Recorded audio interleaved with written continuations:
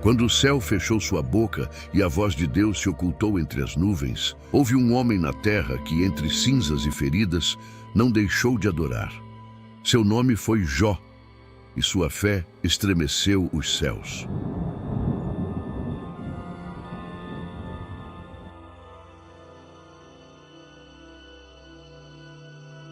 A luz dourada do amanhecer envolve as colinas de Uz. O vento acaricia os campos repletos de vida e o canto dos pastores se mistura ao balido de milhares de ovelhas. Em meio a esta terra abençoada, caminha um homem cuja fama se espalhou por todo o Oriente. Seu nome é Jó, um homem íntegro, temente a Deus, afastado do mal, um pai amoroso, um esposo fiel, um servo generoso. A prosperidade o cerca, mas a arrogância nunca toca seu coração. Ele tem 7 filhos e 3 filhas, grandes rebanhos, servos fiéis e uma reputação irrepreensível. Mas o que realmente distingue Jó é sua devoção. Cada vez que seus filhos celebram um banquete, dia após dia, casa após casa, Jó se levanta cedo, pega um cordeiro sem defeito, o sacrifica no altar e ora com o coração quebrantado. Talvez meus filhos tenham pecado em seu coração. Talvez tenham amaldiçoado a Deus sem saber. Jó não ora por medo de perder, ora por temor de desagradar ao Altíssimo. A cena é perfeita. Tudo respira paz, harmonia, bênção. Mas enquanto a terra celebra, os céus observam. No alto, onde se reúnem os filhos de Deus, aparece uma sombra. Seu andar é altivo, seus olhos inquisidores. É Satanás, o acusador. E Deus lhe pergunta: de onde vens? De rodear a terra e andar por ela, responde com frieza. Então o Criador pronuncia um nome que estremece o reino das trevas. Observaste o meu servo Jó? Não há outro como ele na terra. Silêncio. E de repente a pergunta que mudará a história. Por acaso Jó te honra sem esperar nada em troca? Satanás desafia: toca-o, tira tudo o que ele tem e verás se não te amaldiçoa na tua face. E Deus permite a prova, não porque duvida de Jó, mas porque confia. O decreto foi selado no céu, mas na terra tudo segue igual. Jó se levanta como sempre, ora como sempre, ama como sempre. Mas aquele dia, sem saber, será seu dia mais escuro. Não há relâmpagos, não há advertências, apenas um céu silencioso. A batalha invisível começou. E agora, o coração do espectador também é confrontado. Será que um homem pode continuar fiel quando perdeu tudo? Havia um homem na terra de Uz, cujo nome ressoava com respeito e assombro: Jó. Sua reputação não vinha do ouro nem de conquistas, mas de algo muito mais raro e valioso: integridade. Jó era perfeito e irrepreensível. Um homem temente a Deus, afastado do mal. Sua vida não era apenas abençoada, era exemplar. Possuía 7 filhos e 3 filhas. Seu lar era um farol de alegria, unidade e reverência. Em suas terras pastavam 7.000 ovelhas, 3.000 camelos, 500 juntas de bois, 500 jumentas e uma multidão de servos que serviam sob sua liderança justa. Em todo o Oriente não havia homem maior que ele. Mas o que realmente fazia de Jó um gigante não era sua riqueza, era seu coração. Seus filhos celebravam banquetes em suas casas, um após o outro, num ciclo de fraternidade que alegrava o pai. Mas ao concluir cada rodada de festas, Jó se levantava cedo. Oferecia holocaustos por cada um de seus filhos, 10 ofertas, 10 intercessões, caso em sua alegria algum tivesse pecado em seu coração. Talvez meus filhos tenham pecado, amaldiçoando a Deus em seus pensamentos, sussurrava Jó, enquanto a fumaça do sacrifício se elevava ao céu. Não era medo, era reverência. Um coração que não temia perder o material, mas ofender o eterno. Essa era sua rotina constante, adoração não apenas na abundância, mas na vigilância espiritual. Era um homem que amava a Deus mais do que as bênçãos. Sua fé não dependia do que possuía, mas de a quem pertencia. Mas enquanto a terra se enchia de harmonia, os céus se preparavam para um momento que mudaria a história. Um dia, os filhos de Deus se apresentaram diante do Senhor. Anjos, ministros celestiais, entravam diante da majestade com reverência. E entre eles apareceu um que já não reverenciava. Um cuja queda havia enchido os céus de trevas e a terra de engano, Satanás. E Deus lhe falou diretamente: "De onde vens?" O adversário respondeu com desdém: "De rodear a terra e andar por ela." Então o Criador pronunciou um nome que estremeceria os céus e provocaria o inferno. "Observaste o meu servo Jó? Não há outro como ele na terra. Homem perfeito e reto, temente a Deus e que se desvia do mal." A declaração divina não era apenas um elogio, era uma revelação. Jó não era um adorador casual. Era uma prova viva de que, mesmo num mundo caído, um homem podia caminhar em integridade. Mas o inimigo não se rendeu. "Por acaso teme Jó a Deus de graça? Não o cercaste tu, a ele, a sua casa e a tudo o que tem? Abençoaste o trabalho de suas mãos, e o seu gado se multiplicou na terra. Mas estende tua mão, toca tudo o que possui, e verás se não te amaldiçoa na tua face." O desafio estava lançado, não contra Jó, mas contra a essência da fé. É possível amar a Deus sem receber nada em troca? Pode um coração manter-se fiel quando tudo é perdido? E Deus confiou: "Tudo o que ele tem está em tuas mãos. Apenas não estendas tua mão contra ele." E Satanás partiu. Na terra, o céu continuava em silêncio, não houve relâmpagos, não caiu chuva de advertência. Jó despertou como em qualquer outro dia. Caminhou entre seus rebanhos, supervisionou seus servos, orou, ofereceu o holocausto, como sempre. Nada em seu mundo havia mudado ainda. Mas o céu já havia falado, e o inferno já havia se mobilizado. O que nem Jó nem seus filhos sabiam é que sua fé seria colocada em uma balança eterna, não diante dos olhos dos homens, mas diante do próprio Deus e de seus anjos. Jó era o mais íntegro de todos os homens, e por isso seria provado. Não porque houvesse falhado, não porque merecesse castigo, mas porque sua fé era verdadeira. E Deus sabia que ele suportaria. Assim começa a história de um homem cuja vida era perfeita, até que o céu se calou e o inferno soltou sua fúria. Mas mesmo quando a dor se aproximar, quando a perda o invadir, quando os amigos o abandonarem e o corpo se desfizer, Jó ensinará ao mundo que a fé verdadeira não precisa de explicações, só precisa de Deus. Era uma manhã como qualquer outra na casa de Jó. O sol se erguia sobre as colinas de Uz e os campos ainda respiravam a paz de uma terra abençoada. Os servos trabalhavam nos estábulos, os rebanhos pastavam nos vales e, à distância, o riso dos filhos de Jó enchia o ar. Mais uma vez se reuniam para celebrar unidos como sempre, mas no invisível algo se movia. Nos céus, o silêncio de Deus não significava ausência, mas prova. E na terra, as sombras começavam a avançar. De repente, um mensageiro chegou correndo com o rosto coberto de pó e o fôlego entrecortado. Seus olhos mostravam algo além da urgência. Mostravam um horror. "Senhor Jó, os sabeus caíram sobre os bois e as jumentas. Mataram teus servos ao fio da espada. Só eu escapei para trazer-te a notícia." Antes que Jó pudesse responder, outro mensageiro chegou, ainda mais agitado. "Fogo de Deus caiu do céu, consumiu as ovelhas, e os pastores com elas. Só eu escapei." As palavras ainda não haviam terminado, e outro homem apareceu à distância, cambaleante, coberto de suor.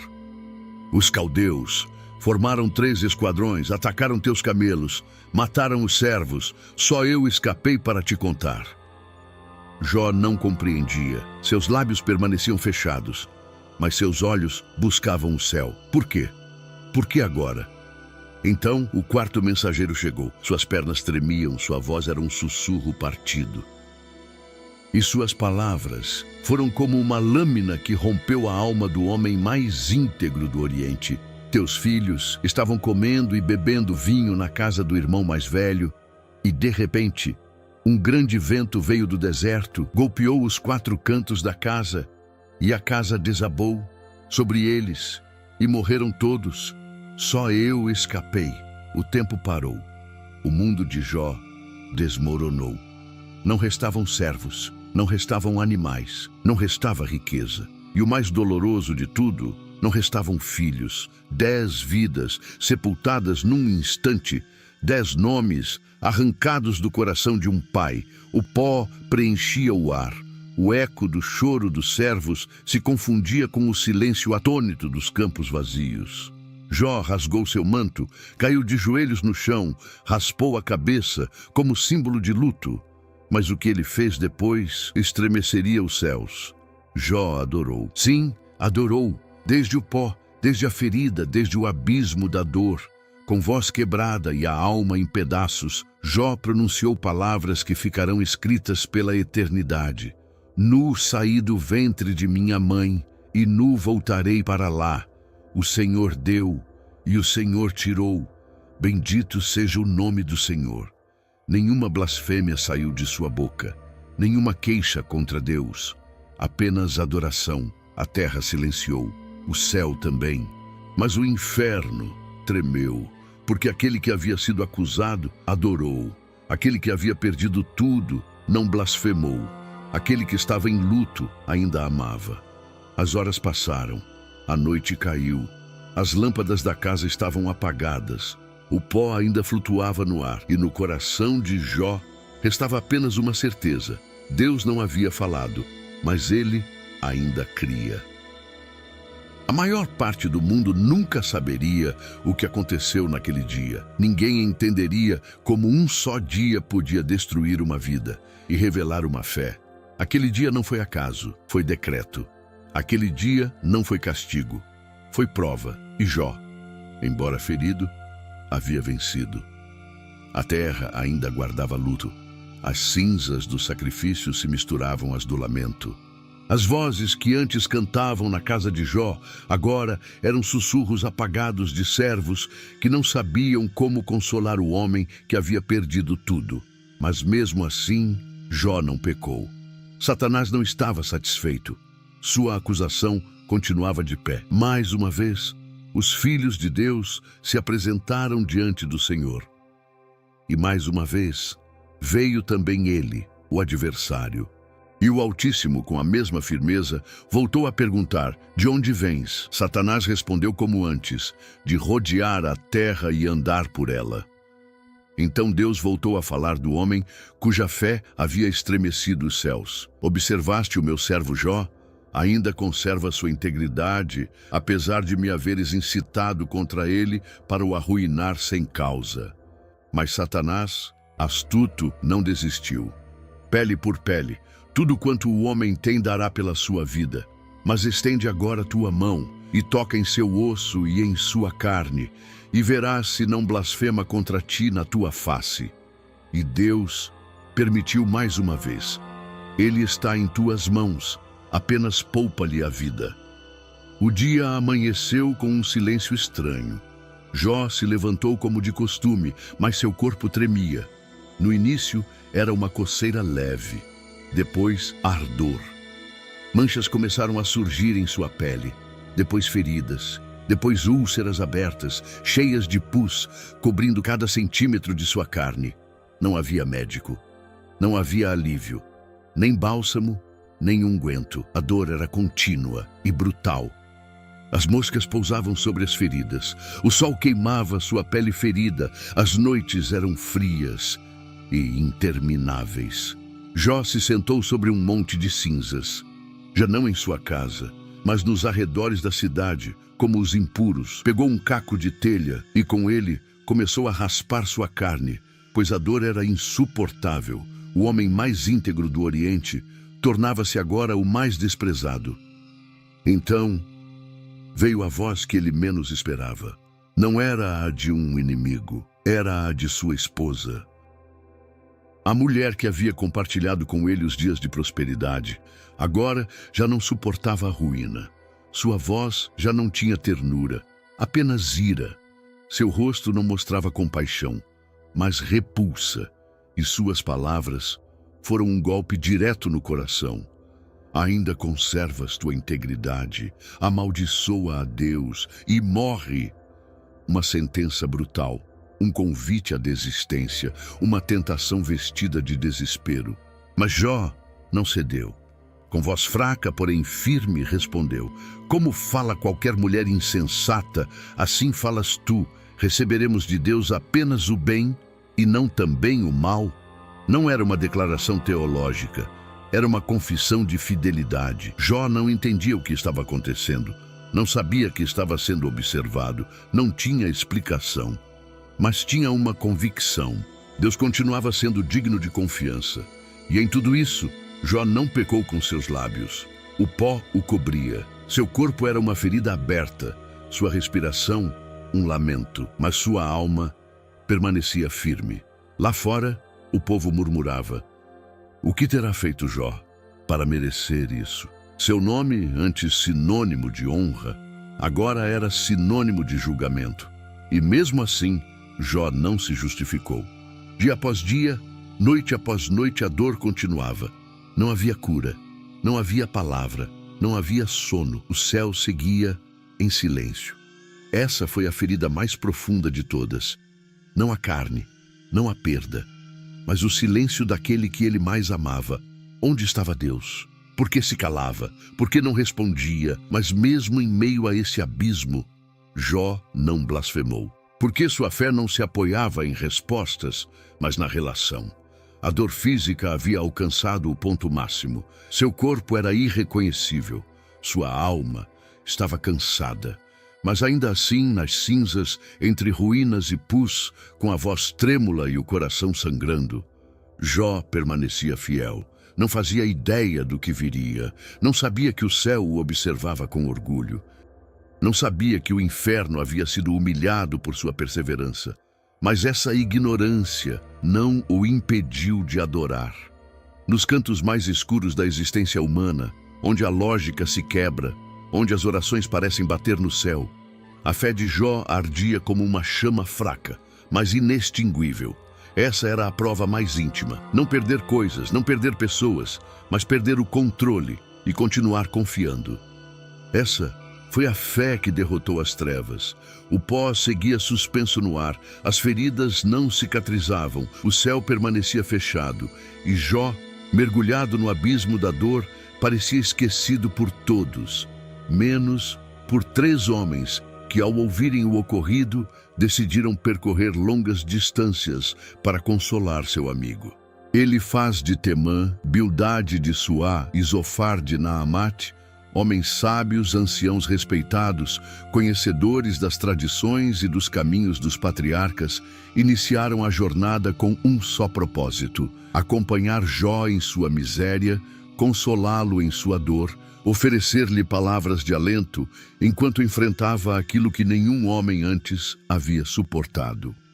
Quando chegaram e ergueram os olhos de longe, não puderam reconhecê-lo. Aquele homem erguido, próspero e firme havia se tornado uma sombra desfigurada, sentado sobre um monte de cinza, coberto de feridas, com a pele rompida e o olhar perdido, como se a vida o houvesse abandonado sem despedida. Então, rasgaram seus mantos, lançaram pó sobre suas cabeças e sentaram-se ao lado dele, por 7 dias e 7 noites, sem pronunciar uma só palavra, porque viram que sua dor era grande demais para ser tocada por voz humana.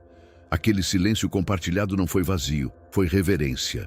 Foi o reconhecimento de que há dores que não se explicam, há feridas que não admitem discursos, há lutos que só se acompanham com presença. Mas no 8º dia, quando o sol voltou a nascer sobre Uz e a brisa do deserto ainda não havia trazido consolo, Jó abriu os lábios não para blasfemar contra Deus, mas para amaldiçoar o dia de seu nascimento, expressando com palavras quebradas o abismo que o consumia, desejando jamais ter visto a luz, desejando que aquele dia tivesse sido apagado do calendário do céu, desejando que as portas do Vem-Tre nunca tivessem se aberto para ele. Seu grito não foi contra Deus, foi contra sua existência. Por que se dá luz ao atribulado e vida ao homem amargurado de alma, que espera a morte e ela não vem, que a busca mais do que tesouros? Jó não pedia explicação, pedia alívio, não exigia justiça, implorava descanso, não renegava a fé, apenas lutava para respirar. Mas em vez de consolo, encontrou julgamento. O primeiro a falar foi Elifaz, o temanita, o mais antigo do grupo, cujo tom era sereno, mas carregado de suposições. Lembrou a Jó que, segundo a tradição, os que semeiam iniquidade colhem aflição. Insinuou que nenhum inocente perece, que a experiência dos sábios mostra que o castigo não vem sem causa. Embora suas palavras fossem organizadas, carregavam veneno disfarçado de piedade. Jó, se estás sofrendo tanto, é porque algo fizeste de errado. Depois falou Bildade, o surrita, que foi mais direto, quase cruel. Se teus filhos morreram, disse sem tremer a voz, foi porque pecaram, e Deus, que não torce a justiça, lhes deu o que mereciam. Mas se tu és justo, então busca a Deus, e talvez Ele te restaure. Com frieza defendeu a tradição, colocando a lei acima do lamento, a lógica acima da compaixão. Então Zofar, o Naamatita, o mais impetuoso, o mais severo, levantou-se com palavras duras como pedras, declarando que Jó não só era culpado, mas que merecia castigo ainda maior, que seu sofrimento era pouco diante de seu pecado oculto, e que se realmente se humilhasse, talvez Deus tivesse misericórdia. A cada discurso, Jó escutava com o coração partido, não apenas pelo conteúdo, mas porque aqueles que haviam vindo para consolar agora se tornavam acusadores, juízes sentados sobre as ruínas de sua vida, lançando argumentos como flechas sobre um corpo já ferido. Então Jó respondeu: não com ira, mas com dor. Consoladores molestos sois todos vós. Exclamou: acaso não posso derramar minha alma sem ser julgado? Acaso não tenho o direito de lamentar o que me acontece? Onde está a compaixão? Onde está a empatia?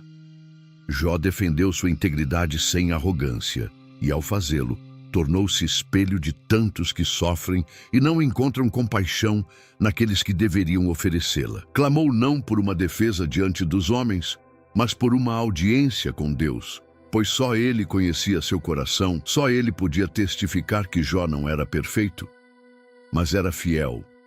E entre lágrimas, Jó disse uma frase que atravessaria os séculos, uma declaração que não era resposta, mas esperança viva. Eu sei que o meu Redentor vive, e por fim se levantará sobre o pó, e depois de consumida esta minha pele, em minha carne verei a Deus. Não havia explicação, não havia voz do céu, não havia mudança nas circunstâncias. Mas havia uma certeza, Jó cria, que nem tudo terminaria em cinzas.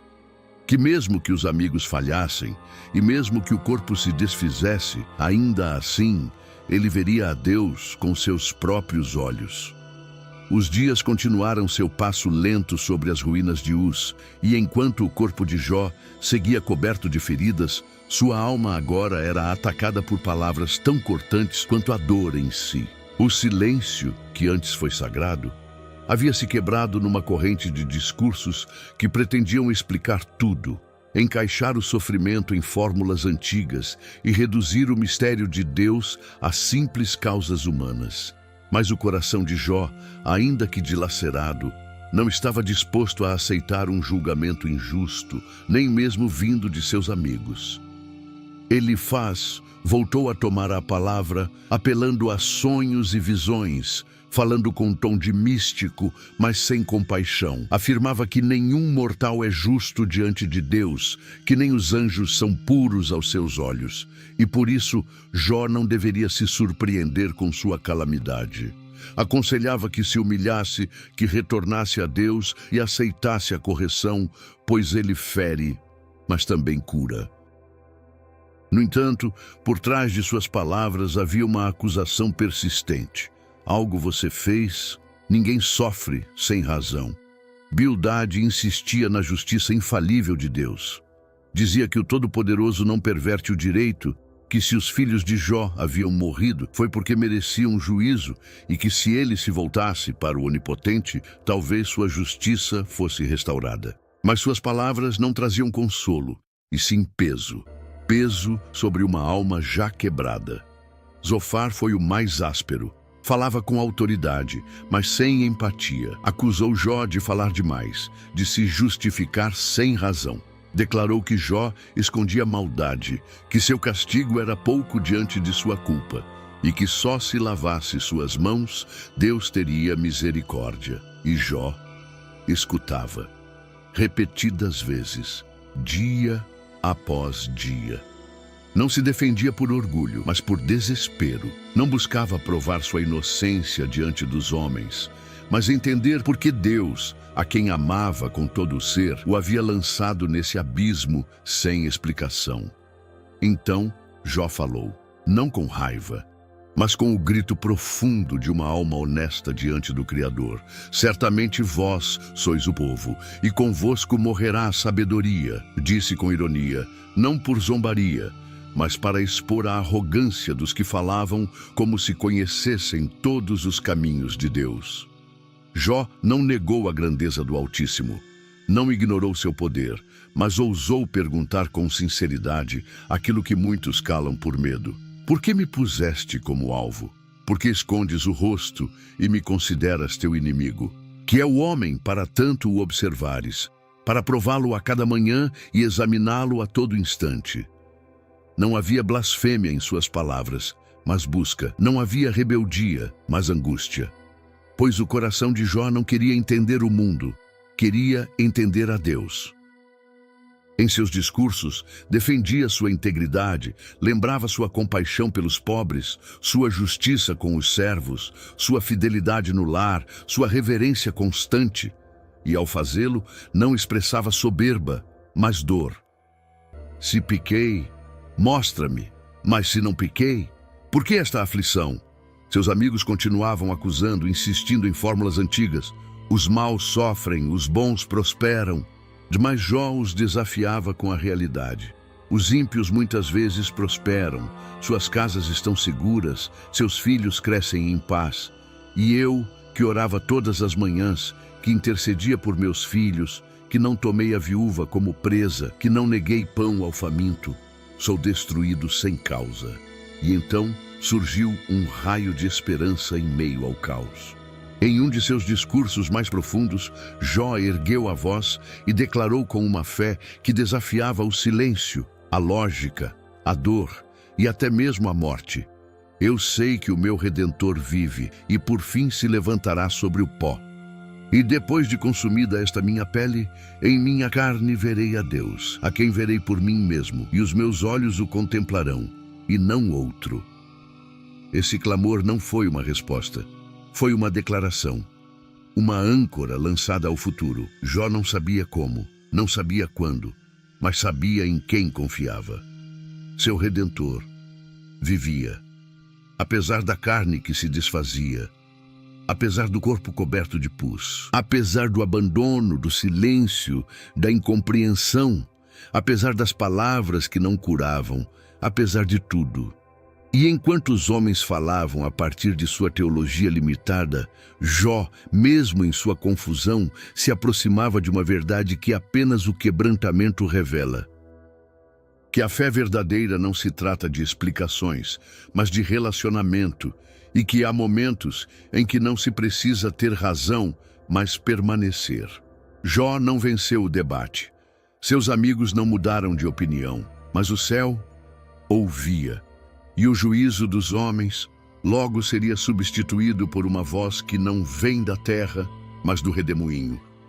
Durante dias intermináveis, Jó havia sido alvo de discursos humanos carregados de fórmulas teológicas, argumentos rígidos e explicações sem alma, oferecidas por aqueles que, embora pretendessem consolar, apenas feriam com palavras frias e juízos mal dirigidos, enquanto o verdadeiro consolo permanecia em um silêncio misterioso.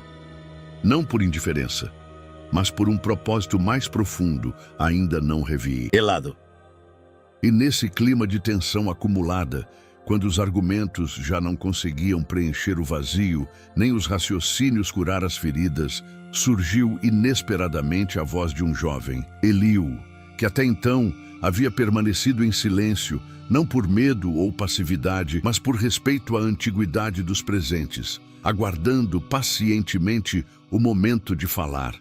Não a partir da tradição, mas da convicção ardente que Cucu eimava em seu interior. Eliú, com um olhar inflamado e palavras que brotavam como um rio contido, dirigiu-se tanto a Jó quanto aos seus amigos com uma mistura de paixão e temor reverente, deixando claro que suas intenções não eram condenar como haviam feito os outros, mas exaltar a justiça de Deus e afirmar que mesmo no sofrimento mais profundo, o Criador pode falar, seja por meio de sonhos, visões ou da própria dor, não como castigo, mas como meio de resgatar a alma do abismo e redirecionar o coração para a eternidade, pois Deus, segundo ele dizia, não guarda silêncio sem propósito, nem fere sem intenção redentora. E foi justamente enquanto Eliú falava sobre a grandeza do Altíssimo, sobre o trovão de sua voz e o mistério de seus caminhos, que algo começou a mudar no ar.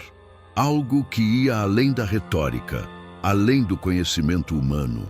Algo que não podia ser contido em palavras, pois a atmosfera em si parecia curvar-se diante da presença do sagrado. As nuvens começaram a se reunir no horizonte como um exército celestial, preparando-se para descer.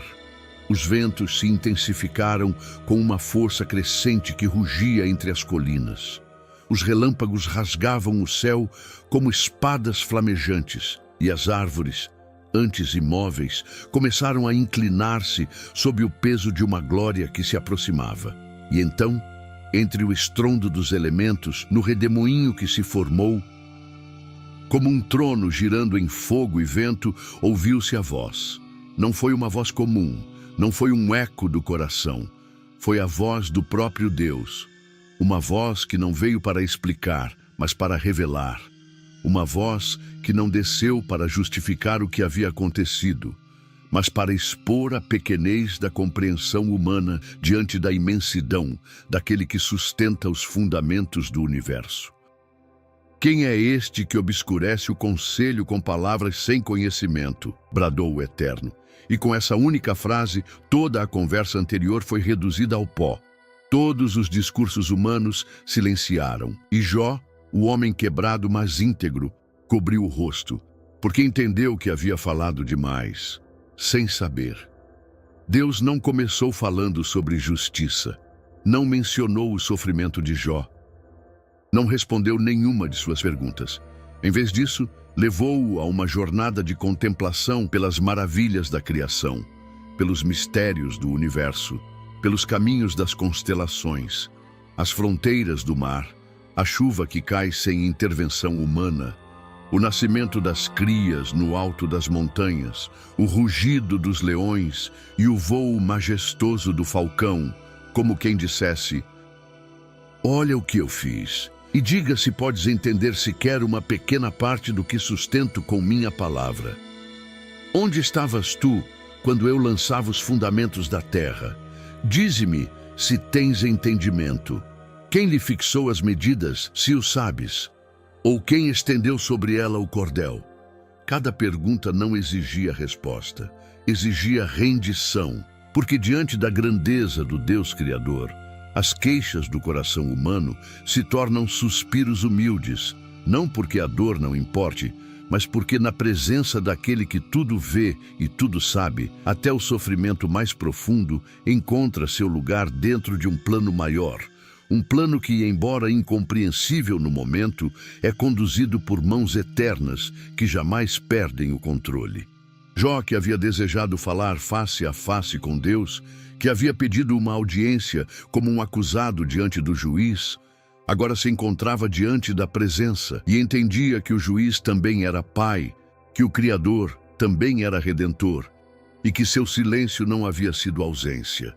Mas espera, e com a alma quebrada, mas agora cheia de luz, Jó respondeu, não com acusações nem petições, mas com adoração.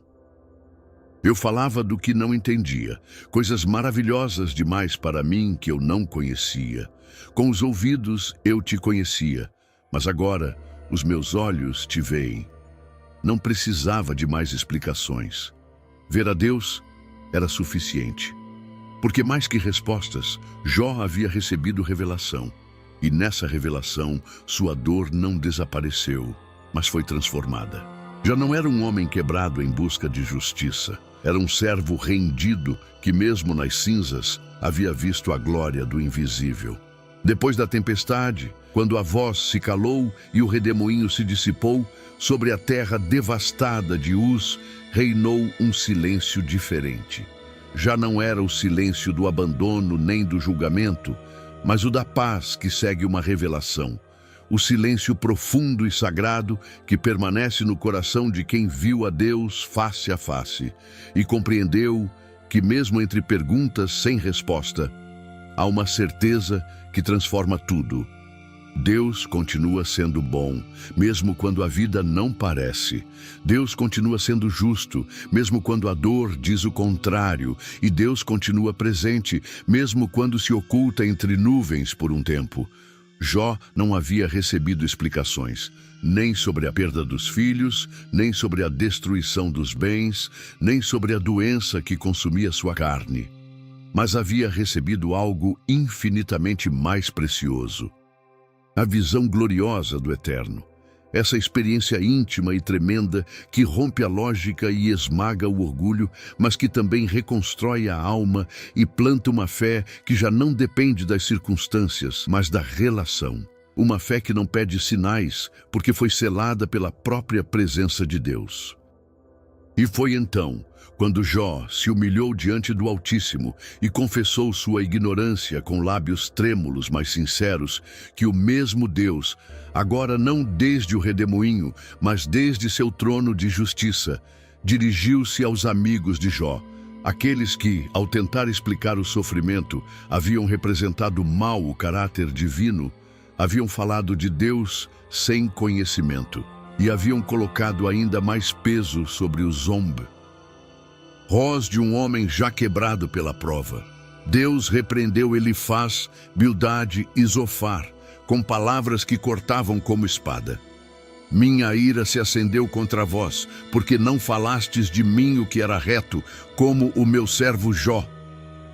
E com essa declaração, o céu restaurou a honra de Jó diante dos homens. Deixou claro que integridade não está em ter todas as respostas, mas em manter-se fiel mesmo sem ter nenhuma, e que o coração contrito, que se rende mas não se rebela, é mais precioso do que toda teologia humana. O juízo de Deus não foi liberado como castigo imediato, mas veio acompanhado de misericórdia, uma misericórdia que exigia uma ação concreta. Os 3 amigos deveriam trazer 7 novilhos e 7 carneiros e apresentá-los diante de Jó, para que ele intercedesse por eles. Sim, aquele homem coberto de cicatrizes, aquele que havia sido acusado, questionado e julgado, agora seria o sacerdote que se colocaria entre eles e o juízo divino, intercedendo por quem não o compreendeu, orando por quem o feriu com palavras, perdoando quem não soube estar com ele quando ele mais precisou. E Jó orou, não por ressentimento, não por superioridade, mas por compaixão nascida do quebrantamento, por uma graça que só experimenta quem foi sustentado pela mão de Deus na escuridão. E quando Jó orou por seus amigos, o céu se moveu. não por mágica, não por mérito, mas porque a verdadeira restauração começa quando o coração ferido escolhe o perdão antes da vingança, quando o que foi quebrado se oferece como ponte de redenção para os que o quebraram. Então diz o relato sagrado que o Senhor restaurou a sorte de Jó, e não apenas o restaurou, mas lhe deu o dobro do que antes possuía. Onde antes havia perda, agora havia multiplicação. Onde havia luto, agora brotava a vida. Os rebanhos voltaram, mas em maior número. Os campos floresceram de novo, mas com mais abundância. Os servos voltaram a encher a casa, mas com mais honra. E com os anos, Deus lhe concedeu novamente filhos, 7 homens e 3 mulheres. Mas desta vez, suas filhas receberam um lugar raro naqueles tempos. Herança entre os irmãos, um gesto de justiça, honra e amor, que mostrava o quanto o coração de Jó havia mudado, não por causa da dor, mas por causa da glória que viu em meio à dor. E os nomes de suas filhas foram uma poesia viva. Jemima, que significa pomba, Késia, que evoca a doçura do perfume, e Queren-Hapuque, que significa frasco de tinta, símbolo de beleza e graça. Não eram apenas nomes, eram testemunhos de que a amargura não venceu, de que a esperança ainda podia florescer depois da perda. Jó viveu depois de tudo aquilo 140 anos, e viu seus filhos e os filhos de seus filhos até a 4ª geração, como se o próprio Deus lhe dissesse: nem tudo terminou no pó. Ainda há vida, ainda há promessa. E quando finalmente seu tempo se cumpriu, morreu velho e farto de dias. Mas mais do que farto de dias, farto de glória. Porque a verdadeira glória não está em não sofrer. A verdadeira glória está em conhecer a Deus no meio do sofrimento, adorá-lo quando tudo se foi, manter-se fiel mesmo quando o céu se cala. E ao fim, descobrir que aquele céu nunca esteve longe. Quando o pó finalmente assentou sobre as cinzas de Uz e o eco das perguntas sem resposta se dissipou no horizonte do tempo, o que permaneceu não foi uma história de perda, nem mesmo uma história de sofrimento, mas uma história de revelação. A história de um homem que, tendo perdido tudo, escolheu continuar confiando, não porque entendia, não porque tinha garantias de restituição, mas porque sua alma havia sido moldada por uma verdade mais alta do que as circunstâncias, que o Deus a quem adorava não merecia fidelidade pelo que dava, mas por quem era. Jó não é lembrado simplesmente porque sofreu, nem porque suportou com estoicismo as aflições mais intensas que um homem pode aguentar. Jó é lembrado porque no meio da escuridão mais absoluta, quando não havia voz, nem sinais, nem consolo humano, decidiu continuar adorando. No silêncio de Deus, no abandono aparente, na ferida aberta que sangrava dia após dia sem qualquer explicação, Jó não negou sua fé. Ele a transformou. Passou de uma fé baseada no que sabia a uma fé baseada em quem conhecia. Passou da tradição à intimidade, do ouvir falar ao ver. E essa visão, esse encontro com o Eterno, foi suficiente para restaurar sua alma, mesmo antes de seu corpo ser curado, mesmo antes de seus bens serem restituídos, mesmo antes de seus filhos serem novamente dados por Deus. Porque o maior milagre de sua história não foi a porção dobrada, foi a transformação de seu espírito, foi o quebrantamento que se tornou adoração, foi a ferida que se tornou altar, foi a cinza que se tornou glória. O segredo de Jó não está em sua resistência, está em sua rendição. Não foi sua força que o sustentou, foi sua humildade. Não foi seu conhecimento que o salvou, foi sua reverência. E foi essa reverência que Deus exaltou. Não porque Jó era perfeito, mas porque era verdadeiro. Porque ousou perguntar sem blasfemar, porque ousou chorar sem amaldiçoar, porque ousou esperar sem nenhuma promessa visível. Porque mesmo quando tudo parecia perdido, Jó não deixou de crer que por trás do silêncio havia um Deus que via, que contava cada lágrima, que ouvia cada suspiro e que no seu tempo se revelaria. A história de Jó não nos dá respostas fáceis ao mistério da dor humana. Não oferece fórmulas nem soluções rápidas. Não promete que todos os que sofrem serão restaurados da mesma maneira. Mas oferece uma verdade eterna, que a dor não é o fim, que o silêncio de Deus não significa ausência, que a prova não anula o propósito e que o céu, ainda que pareça calado, está sempre agindo, mesmo na noite mais escura da alma. E é por isso que Jó, o homem íntegro do Oriente, torna-se um espelho para todos aqueles que hoje atravessam tormentas sem explicação, perdas sem sentido, enfermidades que desafiam a lógica, traições que quebram o coração, silêncios que doem mais que 1000 palavras. A todos eles, Jó sussurra das páginas eternas do relato divino: você não está sozinho. Eu também passei por isso. Eu também gritei ao céu. Eu também rasguei minhas vestes. Mas no fim, eu o vi. No fim, ele me falou. No fim, valeu a pena. E esse é o clímax desta história. Não que Jó foi restaurado, mas que foi transformado. Porque depois de ver tudo queimar, depois de sentir cada golpe, depois de ser acusado, incompreendido e abandonado, Jó não apenas foi testemunha da fidelidade de Deus, ele se tornou testemunho vivo dela.